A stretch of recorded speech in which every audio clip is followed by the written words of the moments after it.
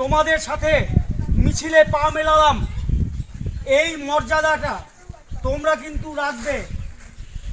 আজকে আমরা যে একটা নারকীয় ঘটনা নিয়ে প্রতিবাদ করলাম, এখানেই আমাদের থেমে গেলে কিন্তু চলবে না। সারাদিন গোটা ভারতে, গোটা পৃথিবীতে, গোটা পশ্চিমবাংলায় হাজার হাজার অন্যায় হচ্ছে, অত্যাচার হচ্ছে, মেয়েদের উপরে বিশেষ করে লাঞ্ছনা হচ্ছে। তোমাদের যেটা দায়িত্ব, তোমরা ওই যে একটু আগে বলেছি, না বলতে শেখো, প্রতিরোধ করতে শেখো, প্রতিবাদ করতে শেখো। তোমাদের সাথে আমরা আছি, তোমাদের পাশে আমরা আছি। আর সব সময় একটু খেয়াল রাখবে, তোমার পাশের মানুষটা যেন ভালো থাকে।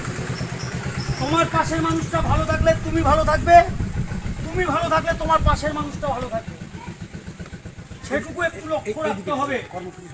কোনো বাচ্চা যদি দেখো, কোনো তোমার বাড়ির আশেপাশের কোনো নিচু ক্লাসের মেয়ে বা উঁচু ক্লাসের কোনো দিদি গম্ভীর হয়ে আছে, মনমরা হয়ে আছে, স্কুলে আসছে না, তাকে একটু জিজ্ঞেস করবে তার কি অসুবিধা হতে পারে। তার বাড়ি থেকে তার ইচ্ছার বিরুদ্ধে বিয়ে ঠিক করেছে তার বাবা মা, হয়তো এরকম হলে তার পাশে দাঁড়াবে। কিভাবে দাঁড়াবে?